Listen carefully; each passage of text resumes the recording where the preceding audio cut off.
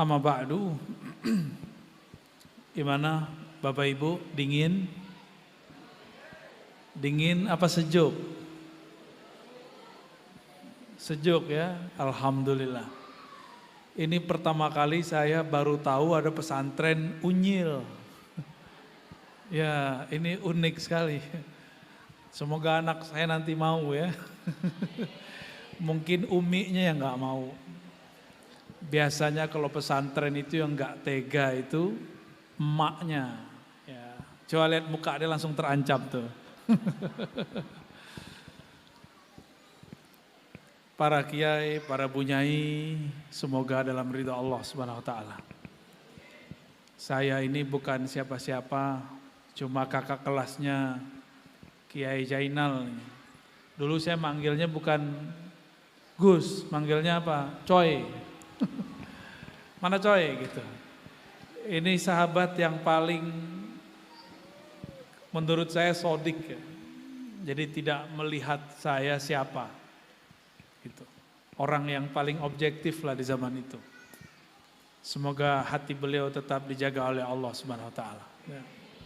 Begitu juga istrinya, itu cocok sekali sama istri saya, menceplas-ceplos.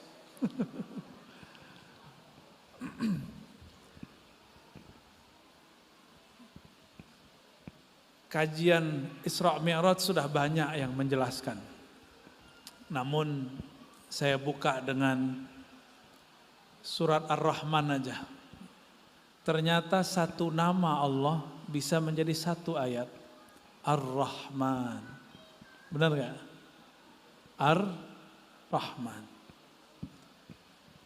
Ar-Rahman dalam ilmu bahasa Arab,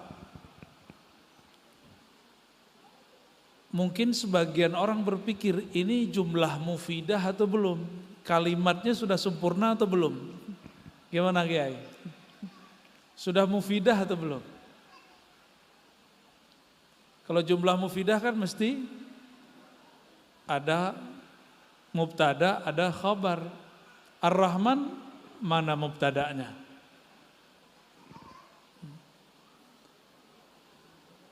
Gimana? Apa di ayat berikutnya kan bisa jadi. Atau ditakdirkan di depannya haza atau huwa. Tapi itu kan penjelasan ulama. Bagi ulama ahli rohani, satu nama Allah itu sudah mufid, nggak perlu pakai yang lain. Itu sebabnya ulama-ulama ahli kolbu, kalau mereka ingin berzikir, nggak perlu pakai kalimat macam-macam, cukup Allah, Allah, atau mengambil satu nama Ar-Rahman, Ar-Rahman, harus pakai alif lam, nggak boleh nggak pakai. Jadi kalau ada yang zikirnya Rahman, Rahman, Rahman, itu bukan Allah, itu isim Rasulullah atau mungkin nama suaminya, Rahman, Rahman, Rahman. Jadi kalau nama Allah dalam bab ini mesti pakai alif lam, Ar-Rahman. Sir itulah yang disimpan oleh Allah pada lafaz alif lam ra. Ada ayat begitu? Alif lam ra. Itu adalah akar daripada Ar-Rahman, Ar-Rahim.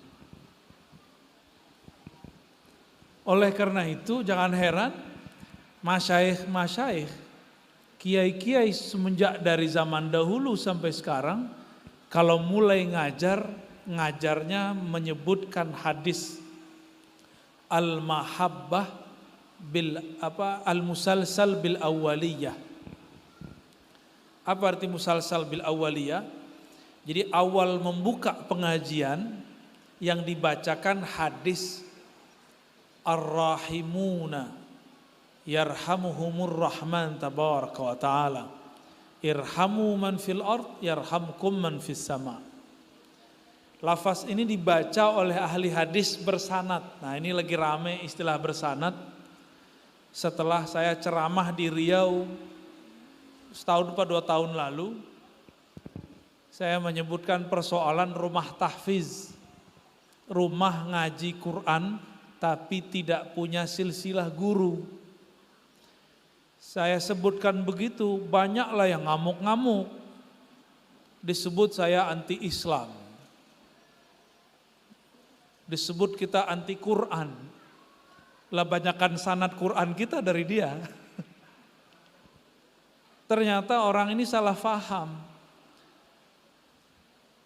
Bapak Ibu yang mulakan Allah, di hadis Nabi dikatakan ketika Nabi setelah membagi harta rampasan perang, tiba-tiba ada satu orang merasa Nabi Muhammad tidak adil. Maka dia datang kepada Rasulullah, lalu Rasulullah dibentak. Apa kata dia? Ya Rasulullah, ittaqillah. Di riwayat yang lain disebutkan, ya Muhammad, i'dil. Hei Muhammad, kamu berbuat adil lah. Hei Muhammad, takutlah kepada Allah. Nabi Muhammad dibentak. Nanti gak lama lagi Pak Kiai dibentak sama jamaah baru tobat kemarin sore. Siap-siap aja. Ya, siap-siap aja, ini bakal ada waktunya. Bisa lewat sosial media, bisa langsung verbal. Kalau saya kan udah sering ngalamin. Ya, orang baru hijrah 3 tahun lalu, ada yang baru hijrah 3 bulan lalu, itu bentak kita. Tapi yang paling unik itu, ada yang mendoain kita. Baru bisa bahasa Arab 2 kata, Allah yahdik. 3 kata ya, semoga Allah memberi hidayahmu ar-razi. Ya saya aminin. Kalau ada orang doain kita, dia aminin gak? Amin.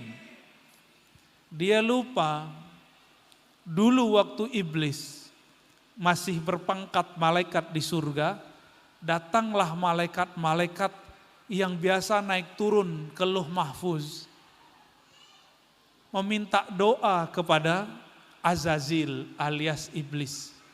Waktu itu dia memimpin ibadah di surga. Jadi iblis itu dulu pernah menjadi mursyid di surga.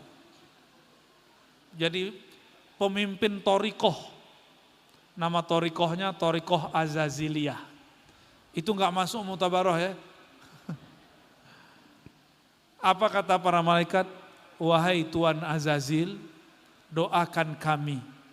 Kami baca di Lauh Mahfuz, ternyata ada nanti sekelompok orang berpangkat malaikat penduduk surga akan tergelincir dan diusir dari surga. Tolong doakan kami istiqomah dan hidayah. Apa kata Azazil? Rabbuna yahdikum. Semoga Allah memberi hidayah kalian. Tapi dia lupa mendoakan dirinya sendiri. Hadakumullah, begitu. Allah yahdikum. Sama itu, lafaznya sama semua. Semoga Allah kasih hidayah kalian. Tapi dia lupa mendoakan dirinya sendiri. Tidak lama setelah itu Allah ciptakanlah Nabi Adam. Ada pengumuman. Apa pengumumannya? Allah mengatakan, inni ja'ilun fil ardi khalifah. Ini pengumuman di langit nih, di surga. Wahai penduduk langit, wahai penduduk surga. Di saat itu di surga ada 2 jenis makhluk suci. Pertama malaikat nuriyah yang dari cahaya, ada yang makhluk dari api tapi berpangkat malaikat, boleh kita sebut malaikat nariyah, ahli zikir. Dia bisa berzikir dengan semua zikir ahli langit dan bumi. Berapa lama mereka berzikir? Dalam riwayat yang kita dapatkan mereka berzikir, kata Imam Tobari, 18.000 tahun lamanya. Ada yang sudah zikir 18.000 tahun di sini? Kayaknya zikir 5 menit aja sudah mulai ngantuk-ngantuk ya. Kata Kiai, kamu zikir 5.000 ya, langsung kita stres. Baru muter tasbih 5 kali, dilihat kapan selesainya nih. Ya. Itu kalau disuruh wirid sama Kiai. Ini kalau Azazil enggak, disuruh wirid berapa aja dia kerjakan. Si Azazil dan para malaikat yang dipimpin oleh Jibril. Jadi dulu itu ada 2 malaikat hebat Satu Azazil, satu Jibril. Jibril itu gurunya Azazil. Jadi Jibril ini pernah mengajari dua makhluk yang kemudian jadi musuhnya. Pertama Azazil, nanti yang kita sebut Samiri, yang bakal menjadi Dajjal. Nah, kembali ke surga. Allah mengumumkan, aku akan menciptakan pengurus penduduk di bumi dari kalangan manusia. Bahasa Jawanya apa? Menungso, ya. Inni ja'ilun fil ardi khalifah. Aku akan ciptakan, jadikan di muka bumi manusia. Coba perhatikan di situ, ada dua kalimat muncul. Pertama malaikat ngomong gini, ataj'alu fiha may yufsidu fiha wa yasfikut dima. Ya Rabb, ya Allah, Gusti Allah, kira-kira begitu. Masa engkau mau menciptakan di muka bumi penduduk yang akan merusak dan menumpahkan darah. Ini malaikat itu rahmahnya tinggi. Tapi di situ ada waw, wa nahnu, ada yang nyambung. Wa nahnu, kalau yang barusan gak ngomong nahnu. Maka dalam asrar tafsir, dalam tafsir Isyari ditemukan itu waw di situ pemisah antara malaikat nar dengan malaikat nur. Yang pertama ngomong malaikat nur, malaikat Jibril dan pasukan-pasukannya, tentara-tentaranya. Sedangkan yang waw setelah waw wa nahnu, jadi mereka langsung bilang sedangkan kami. Ini bukan karakter malaikat cahaya yang ngomong begini. Ini malaikat api yang ngomong begini. Wa nahnu nusabbihu bihamdika wa nuqaddisu lak. Sedang kami lebih banyak berzikir, kira-kira begitu. Kami tirakatnya lebih banyak daripada makhluk yang disebut manusia itu. Diusut oleh ulama ahlul haqiqah. Syukuran ya. Ternyata itu adalah Azazil. Siapa yang ngomong? Azazil. Jadi ciri-ciri Azazil itu sering ngomong, saya, kami banyak zikir, kami banyak hafalan. Hati-hati nih, para kiai ini kan hafalannya keren-keren ini. Ya. Hati-hati di situ. Nanti bisa-bisa kena. Azazil nama malaikatnya iblis. Jadi sebelum dipecat dari pangkat malaikatnya namanya siapa? Azazil. Jadi jangan kasih nama anak Azazil ya. Serem ntar itu. Si Azazil ini yang ngomong, nahnu nusabbihu bihamdik. Kami sudah lama bertasbih kepadamu. Nusabbih itu banyak bertasbih kepadamu. Memuji engkau. Wa nuqaddisu lak. Kami juga sudah lama mengkuduskan engkau. Tuh, yang ngomong, dia ngomong nahnu dulu, ini adabnya sudah salah. Kita bisa berzikir itu karena Allah yang bantu. Dalam satu doa, kita berdoa begini. Allahumma a'inni ala dzikrika. Coba diterjemah. Ya Allah, a'inni, apa arti a'inni? Bantulah aku. Kalau bahasa Jawanya gimana? Yai. Bantulah kulo. Sohe. Bener. Kulo. Ya, syukur. Istri uang Tuban tapi nggak bisa ngomong bahasa Tuban karena nggak tinggal di sono. Ya. Bismillah. A'inni, ya Allah bantu aku menyebut engkau, berzikir. Apa artinya? Tidak ada zikir yang kita baca, tidak ada ayat yang lewat di lidah ini, kecuali semua itu bantuan Allah Subhanahu wa ta'ala. Maka mustahil orang yang paham bab ini ngomong wa nahnu. Nusabbihu bihamdik. Kami sudah lama tasbih zikir. Gak mungkin. Pernah dulu ada 2 kelompok kiai tengkar. Satu kiai ngomong, saya kan lebih banyak zikir daripada kamu. Wah, saya langsung tahu, ini dalam diri kiai ini bukan manusia. Itu syayatinul insi. Setan tapi tubuhnya manusia. Ini ciri-ciri. Ciri-ciri kiai dalamnya setan. Hati-hati. Ya, ngomong, saya kan lebih alim. Habis udah kena udah. Orang-orang begitu kena langsung. Maka kita mesti minta ampun setiap saat jika ada perasaan kagum ke dalam diri itu. Itu turunan iblis yang ngomong begitu. Ya.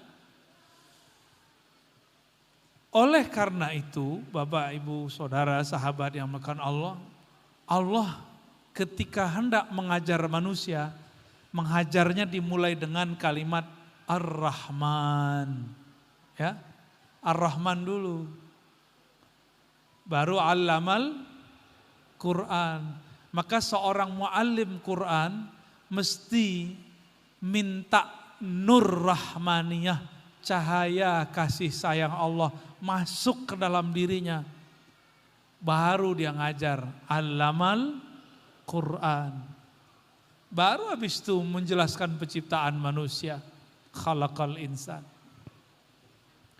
Hanya itu satu-satunya cara menjadikan manusia orang yang hamba Rabbani, menjadi hamba Allah Subhanahu wa ta'ala. Nah, kembali ke tadi.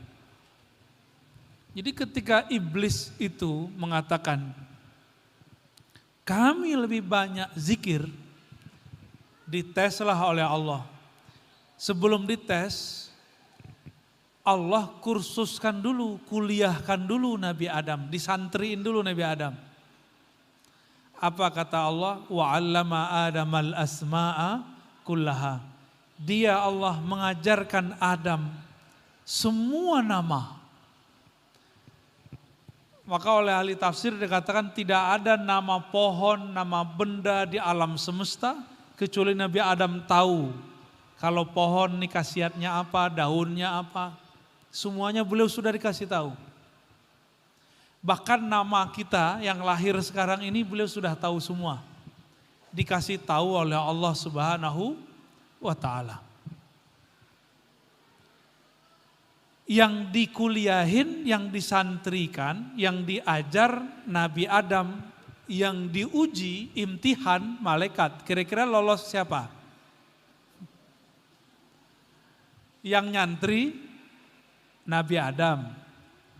Yang imtihan, yang ujian malaikat. Siapa yang lolos? Kata Allah, hei malaikat, kamu kabarkan ini pohon namanya apa? Ini benda namanya apa? Bisa jawab enggak malaikat? Tadi malaikat yang ngomong, ya Rabb, kenapa engkau menciptakan di muka bumi manusia yang merusak, membunuh. Yang satu lagi ngomong, kami kan lebih banyak zikir. 2 kelompok malaikat ini tidak satu pun bisa jawab. Ternyata orang ahli zikir belum tentu ahli fikir. Jadi kalau ingin bikin orang cerdas, bukan dengan banyak wiridan. Jangan salah. Kalau mau bikin anak cerdas, ya ngaji. Bukan tirakatan. Tirakatnya ya taklim. Torikohnya at-ta'lim wa ta'allum. Itu torikohnya. Jangan dibolak-balik. Jadi kenapa banyak nih santri salah jalan. Pengen alim tapi pengen dapat ilmu laduni, gak mau ngaji. Ikutlah tirakat, jadilah pemburu kuburan, kemana-mana, pulang-pulang begini. Banyak saya temu begitu. Orang tuanya sudah gak dia kenal, kacau.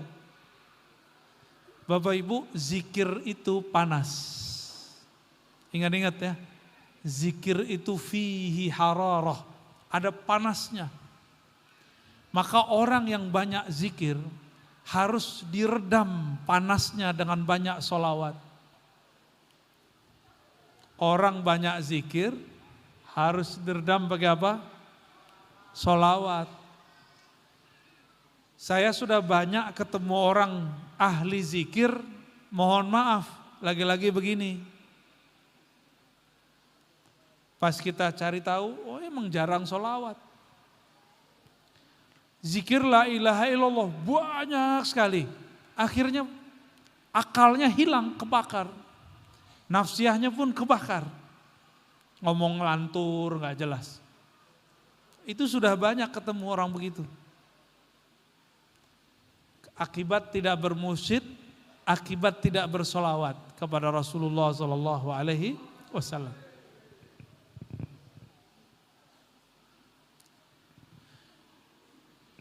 Iblis ini nggak bisa jawab, padahal zikirnya banyak.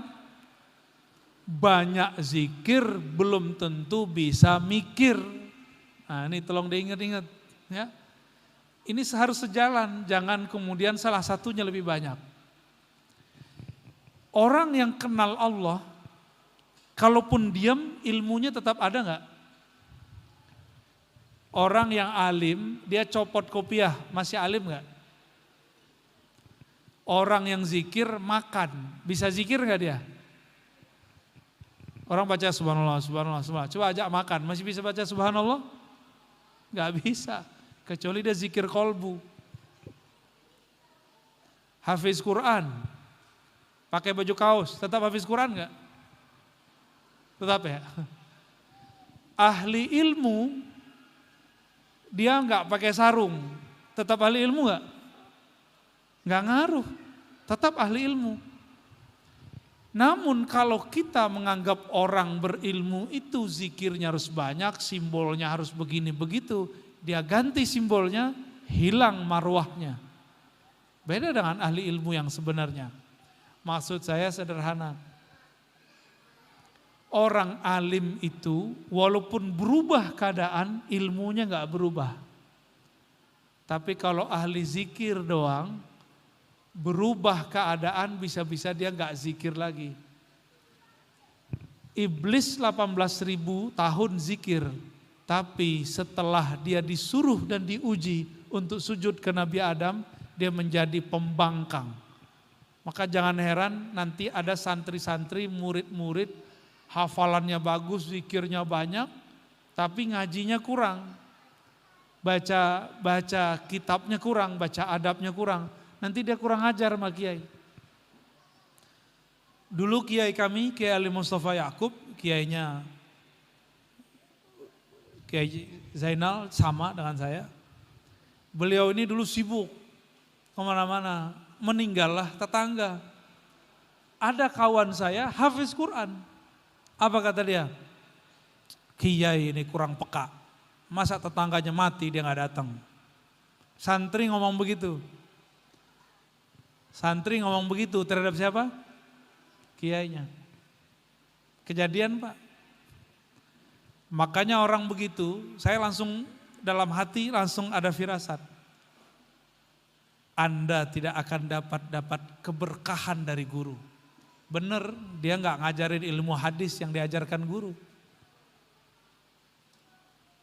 Itu baru satu. Yang kedua sama.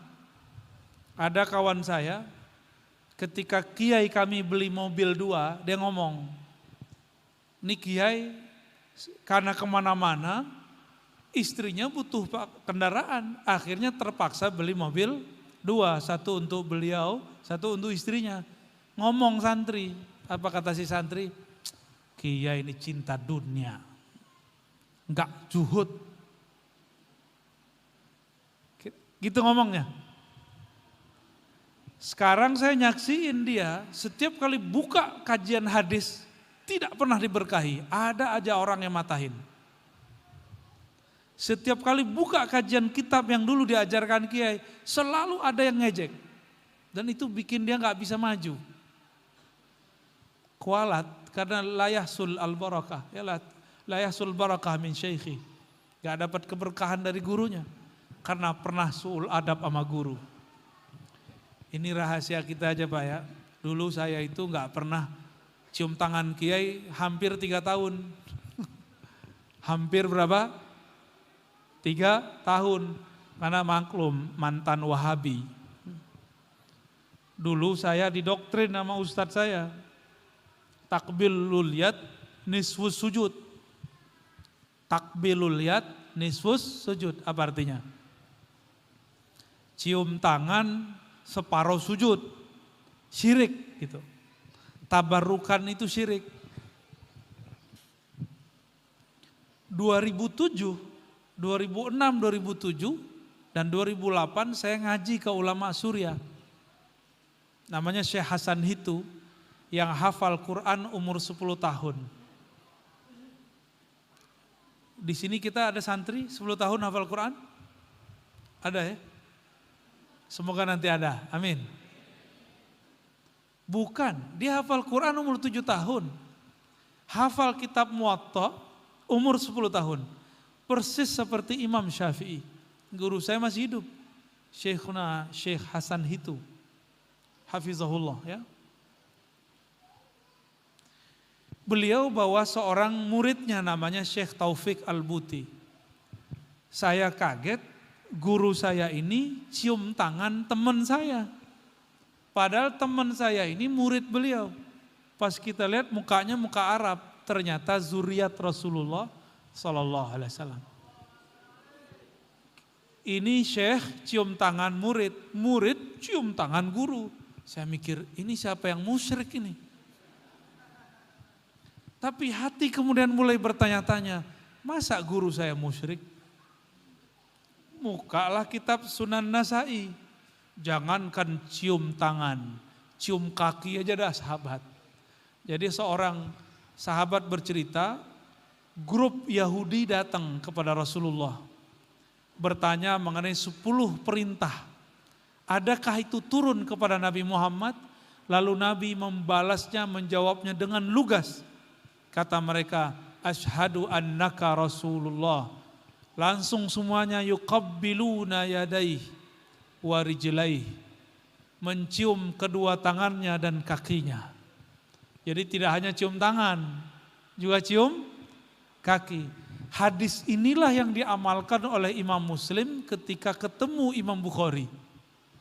Alhamdulillah saya tabarukan ziarah ke Imam Bukhari di Samarkand.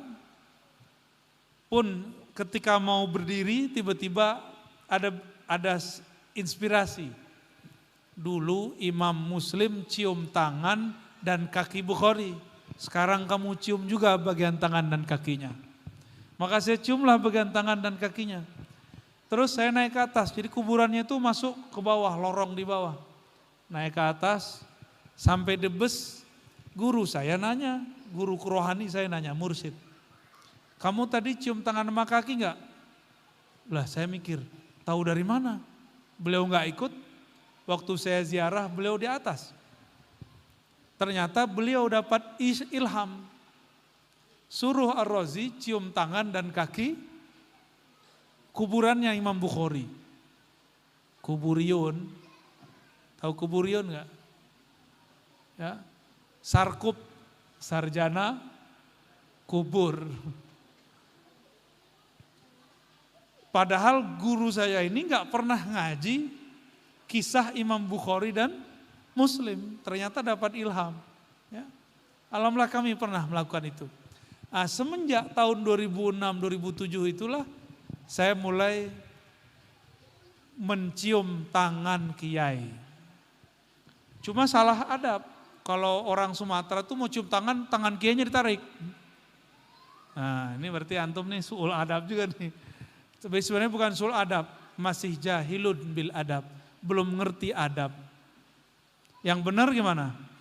Kepala kita yang nunduk. Kalau dulu enggak, tangan Pak Kiai saya tarik. Anehnya Kiai enggak pernah marah sama saya. Setelah saya diangkat jadi musyrif lalu jadi guru di pesantren, loh kok ada santri mirip seperti ya saya dulu. Setiap selesai taklim nggak mau salaman, langsung pergi. Dalam hati, ya Allah, ini perasaan kiai dulu ya. Pas selesai taklim, santri nggak mau salaman sama kita, mukanya langsung dibuang. Seumuran sama gua. Dan itu saya makan hati beberapa bulan, sampai tahu pola-polanya. Oh, kita nggak usah berharap apa-apa gitu. Pendek cerita, Ar-Razi yang dulu nggak cium tangan kiai, cium tangan kiai. Disitulah mulai terasa Ar-Rahman, Allamal Quran. Jadi segala sesuatunya mulai dengan Ar-Rahman. Kenapa nggak dimulai dengan Ar-Rahim? Ar-Rahman itu li mu'minin wa kafirin, alimin wa jahilin, muhsinin wa musiin. Rahman itu dapat hak kasih sayang, mau dia orang kafir, apalagi orang beriman. Mau orang baik, mau orang jahat, dapat Rahman. Kasih sayang. Kalau disebut Ar-Rahim, Ar-Rahim itu dalam ilmu huruf, ya-nya ditaruh di tengah untuk mubalaghah, dan di situ ada 2 titiknya. Itu ada asrar rahasia, tapi gak mungkin saya ceritakan. Ini khusus hanya untuk 2 hamba, 1 wali, 2 nabi.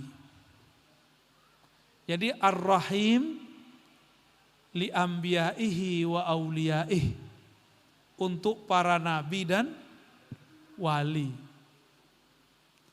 Seandainya Allah memulai surat itu pakai Ar-Rahim, maka yang dapat membaca dan menghafal Quran cuma wali-wali Allah.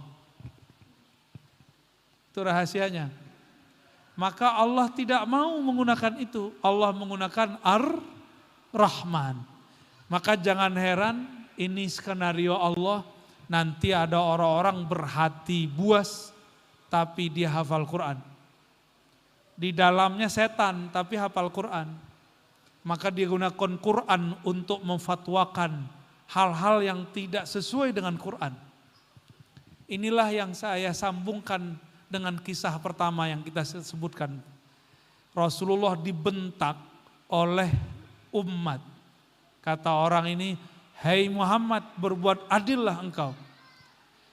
Khalid ibn Walid melihat seperti itu, langsung menghunuskan pedangnya, tapi Nabi mengatakan, "Tunggu, tahan wahai Khalid. Biarkan saja orang ini.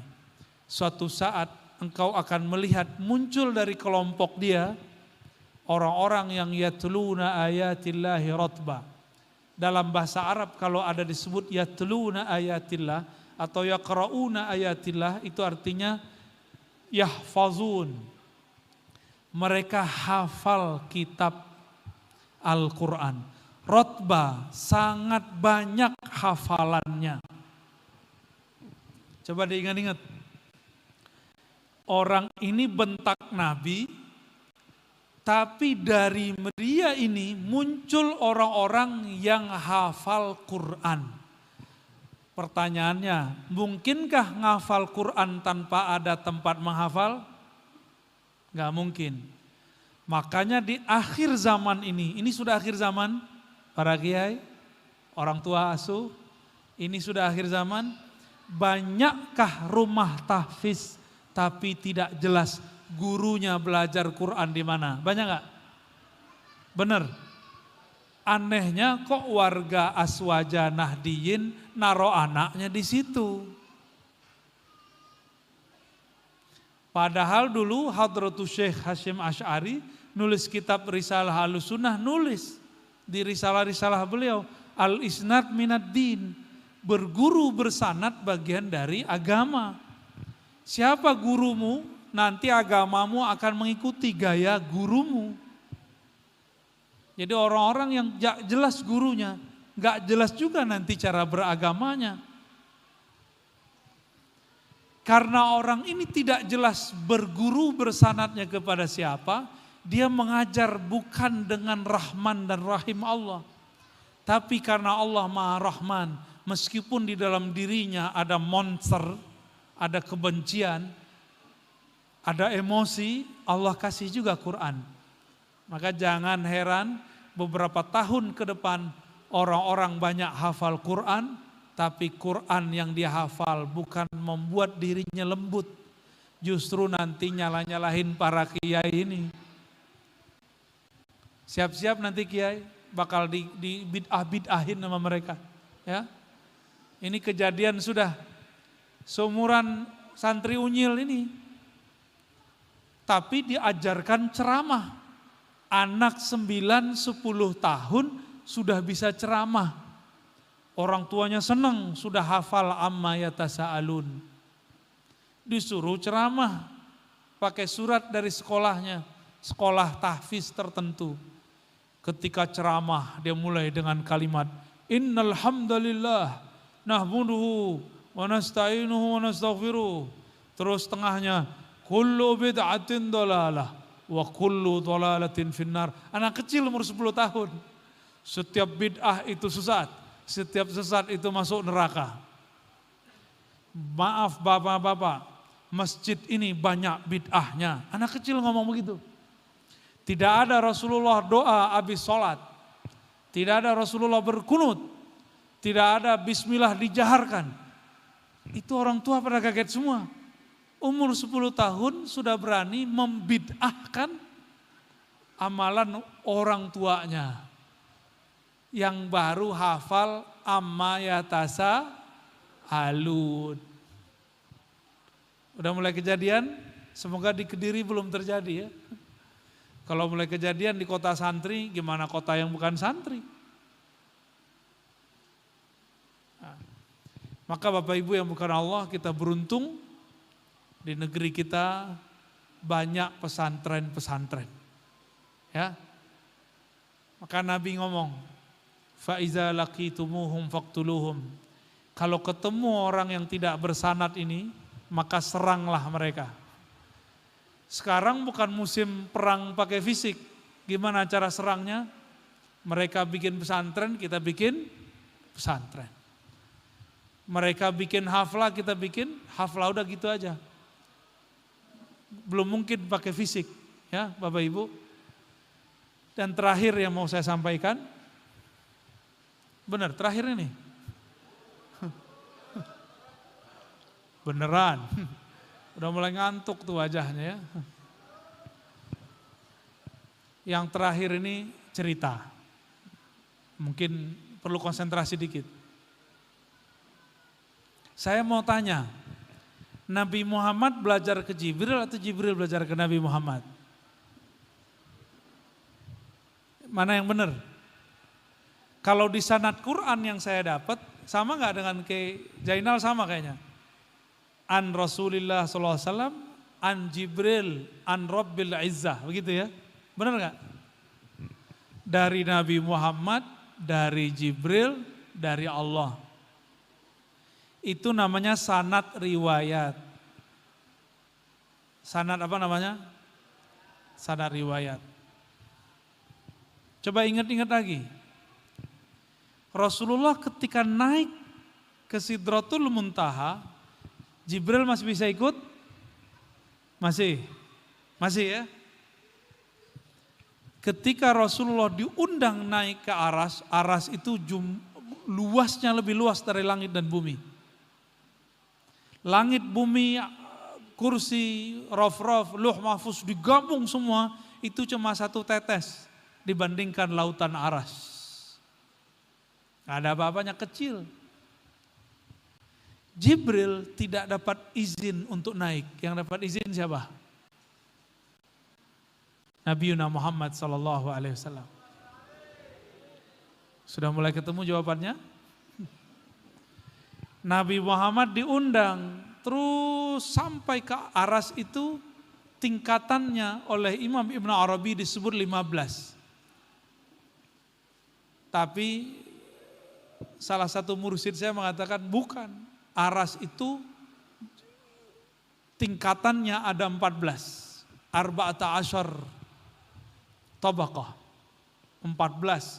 Jadi kalau langit 7, ini 14. Di setiap tingkatan ada tangga-tangga aras 7.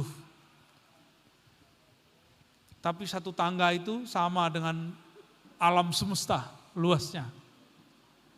Nabi Muhammad diundang sampai ke aras paling tinggi. Dan beliau menerima surat Al-Fatihah di aras tertinggi. Menerima surat apa? Itu surah Al-Fatihah pertama kali turun. Nabi Muhammad kemudian turun. Jibril tahu surah Al-Fatihah langsung dari Allah, Lauh Mahfuz atau dari Nabi Muhammad? Yang benar yang mana?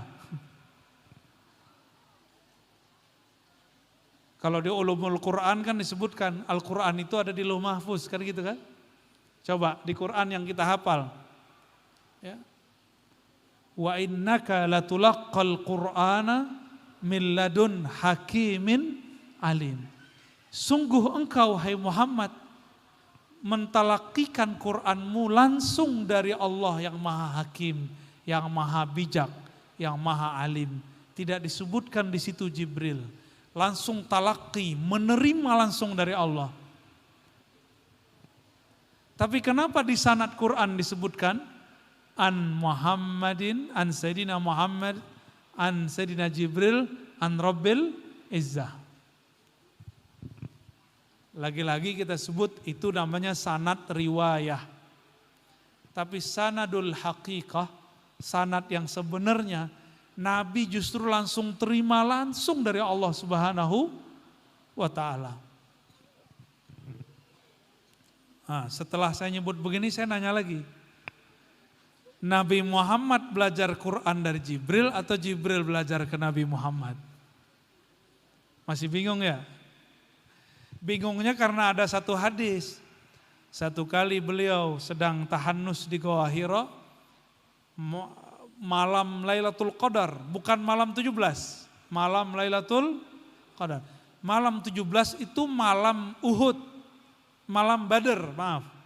Malam perang Badar, maka disebut haul Ahlul Badar 17 Ramadan. Sedangkan Quran inna anzalnahu fi lailatul qadar. Kami sungguh menurunkan Al-Quran pada malam Lailatul Qadar. Lailatul Qadar malam 17 atau 21? Atau 23? Atau 24? Atau 25? Yang benar yang mana? Malam 17. Ada enggak di fikih Lailatul Qadar malam 17? Ada enggak? Di hadis Nabi mengatakan taharrau, burulah Lailatul Qadar fi al-ashril awakhir, pada 10 hari terakhir. Tapi kenapa kita memperingati Quran 17 Ramadan? Inilah ambigunya. Ya. Tapi sebenarnya itu enggak salah juga, ada rahasia lain sebenarnya. Jadi ada ayat memang turunnya nuzul Quran, tapi bukan Iqra. Iqra turunnya Lailatul Qadar.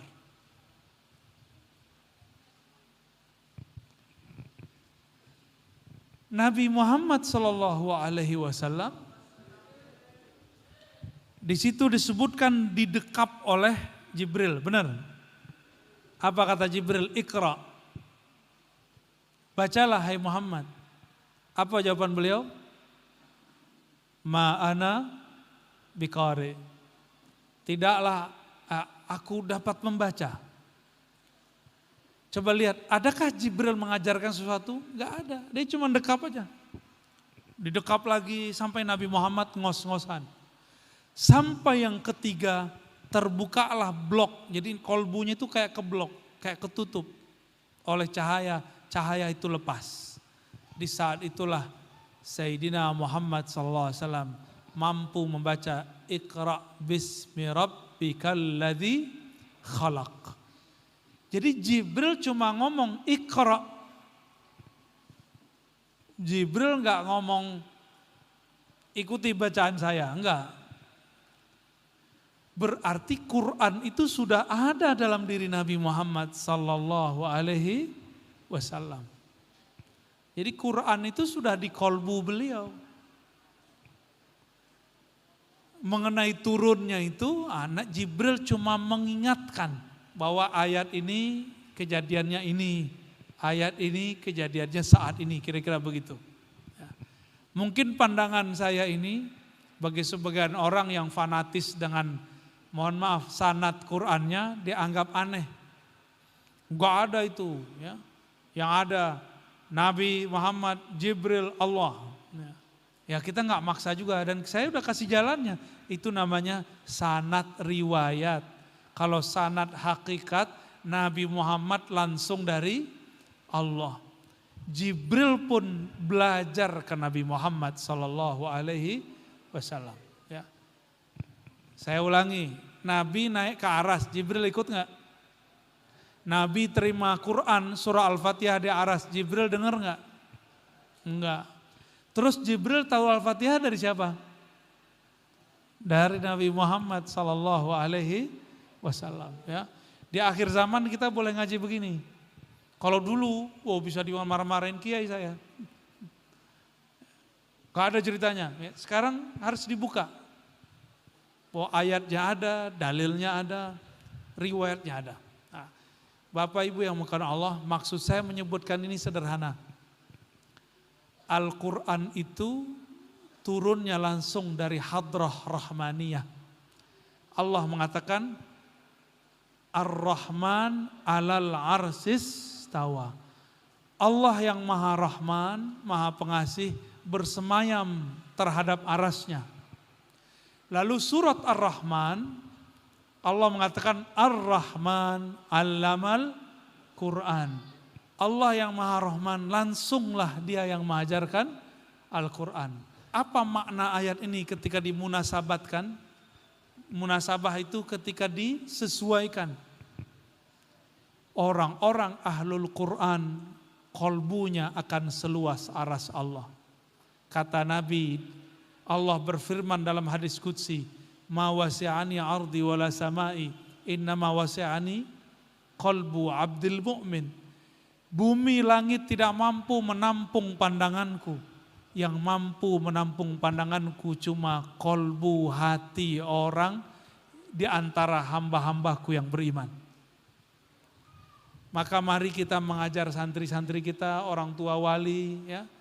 Mari doakan anak-anak kita supaya di kolbunya ada rahmaniyah.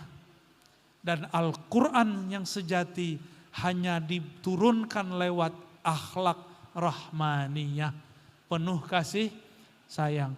Jadi guru-guru gak boleh galak-galak amat, harus mengajar dengan rahmaniyah. Maka ahlul Quran tidak hanya sayang kepada mukmin, tapi juga sayang kepada orang yang belum mukmin. Tidak hanya sayang kepada orang pintar, tapi juga sayang kepada santri-santri yang mungkin belum pintar. Itulah makna Ar-Rahman. Semoga beberapa ulasan ini bisa membuat kita terinspirasi memahami mi'rajnya Nabi Muhammad ke aras Allah Subhanahu wa ta'ala, dan kita menjadi hamba-hamba rahmaniyah. Amin ya rabbal alamin.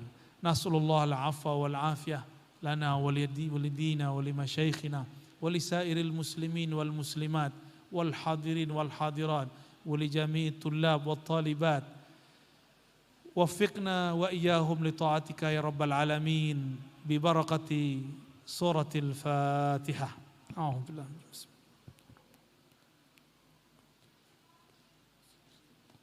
Syaratal ladzina an'amta 'alaihim ghairil maghdubi 'alaihim waladdallin. Amin. Wa sallallahu ala nabiyina Muhammad. Subhanakallahumma wa bihamdika asyhadu an la ilaha illa anta astaghfiruka wa atubu ilaik. Assalamualaikum warahmatullahi wabarakatuh. Doa. Baik. Allahumma ya Rahman ya Rahim ya Karim. Ya Allah yang Maha Rahman. Ya man istawa ala arsyih birahmaniyati. Wahai yang bersemayam di atas arasnya dengan kasih sayangnya. Wahai yang mengajarkan Al-Quran dengan rahmannya. irhamna warhamnal hadirin wal hadirat. Ya Allah, sayangilah kami, sayangilah siapapun yang hadir malam ini. Allahumma arhamna wa masyaikhana. Ya Allah, rahmati kami, sayangi kami, dan sayangi guru-guru kami. Sayangi yang mendirikan pesantren ini. Sayangi orang-orang yang mengajar di pesantren ini. Sayangi santri-santrinya. Sayangi orang tua walinya. Allahumma ya Rahman ya Rahim ya Karim ya Azim. Imla' qulubana bil yaqin. Allahumma waffiqna wa ahlana wa zurriyatina li ta'atik. Ya Allah, hanya taufik hidayahmu yang dapat membimbing kami ke jalan Engkau. Maka bimbinglah kami, keluarga kami, keturunan kami, murid-murid kami untuk menjadi taat kepada Engkau. Ya muqallibal qulub, ya Allah yang merubah hati kami. Engkaulah yang menggenggam kolbu kami. Sabbit qulubana ala dinik. Tetapkan kolbu kami menjalani agama Engkau. Wa ta'atik, dan taat kepada Engkau. Allahumma ij'alna min haffazil Qur'an.